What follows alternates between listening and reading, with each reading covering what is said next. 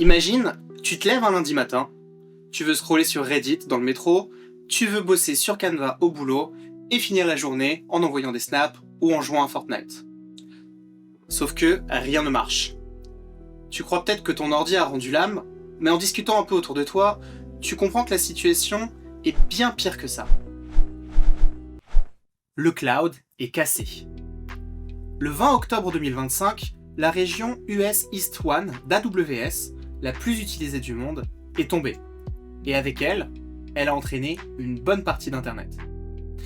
C'est le bon moment pour se poser la question, est-ce qu'on n'est pas devenu un peu trop dépendant des géants du numérique, même quand on n'en a pas vraiment besoin?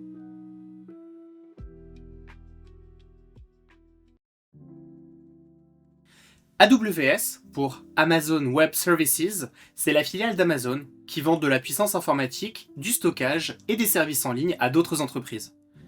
En clair, ils louent des serveurs et des outils à tout le monde. Du plus petit site associatif fait avec WordPress aux géants du numérique comme Netflix. Quelques exemples. Tu veux héberger ton site? AWS a des serveurs. Tu veux stocker des fichiers? AWS a S3. Tu veux une base de données, de l'IA, du streaming vidéo, de la messagerie ou du DNS? AWS a tout ça. Et le plus attirant, si tu ne veux rien gérer toi-même, AWS s'occupe de tout. Jusqu'à ce que ça plante. Techniquement, afin de diminuer la charge et le lag et l'impact en cas de panne, ils possèdent des régions, ce qu'ils appellent des zones géographiques, avec des data centers dédiés. La région la plus connue, elle s'appelle US East 1. Elle est située en Virginie, à cet endroit. Le lundi 20 octobre 2025, aux alentours de 9h heure française, AWS a subi une panne massive dans 7 régions principales. Le souci vient d'un problème DNS lié au service DynamoDB, le service de base de données utilisé par des centaines d'autres services, à la fois par AWS et leurs clients. Le DNS, ou Domain Name System, c'est le système d'annuaire d'Internet, qui permet de convertir automatiquement un nom de domaine, comme par exemple www.youtube.com, en l'adresse IP du serveur. C'est un système crucial, car il permet de cacher les changements internes de serveurs, comme les adresses IP dynamiques, le load balancing, etc. aux utilisateurs, qui eux n'ont besoin de connaître qu'une seule adresse, stable et familière. S'il n'y a pas de DNS, il est impossible de joindre le serveur du service DynamoDB sans connaître l'adresse IP. Et le résultat, un véritable effet domino. Des services d'Amazon eux-mêmes sont tombés, mais aussi toute une flopée d'entreprises qui, pour certaines, ne savaient même pas qu'elles dépendaient d'AWS. Trop bête, la loose. Les dégâts, une véritable galerie de dépendance numérique. Snapchat, plus de messages. Fortnite, plus de serveurs. Venmo, le Lydia américain, plus de paiement. Canva, en panne. Et côté Europe, c'est pas vraiment mieux. Le fisc britannique, par exemple, HM Revenue and Customs, a eu des interruptions, tout comme la Lloyds Bank et Halifax. Même des fournisseurs d'analyse de marché comme BMLL ont vu leur système figé.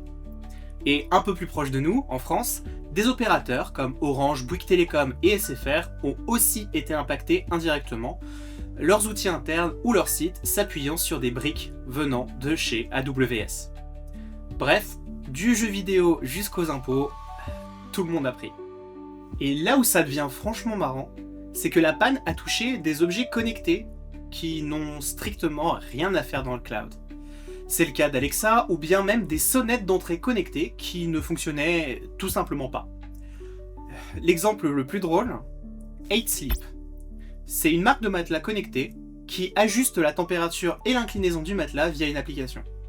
Sauf que pendant la panne, certains matelas se sont bloqués à 43 degrés, impossible à éteindre, tout ça parce que les serveurs d'AWS étaient hors ligne. Oh merde! Oh, c'est con ça! Le cloud, on le présente souvent comme la solution miracle. Plus de maintenance, plus de limites, tout est dans le nuage. Et en soi, ça se défend.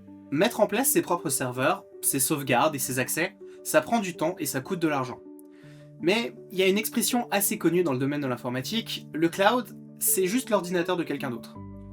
En France et en Europe, il y a des entreprises qui utilisent AWS et parfois même sans le savoir, que ce soit via leurs prestataires, leur CMS ou leurs outils métiers.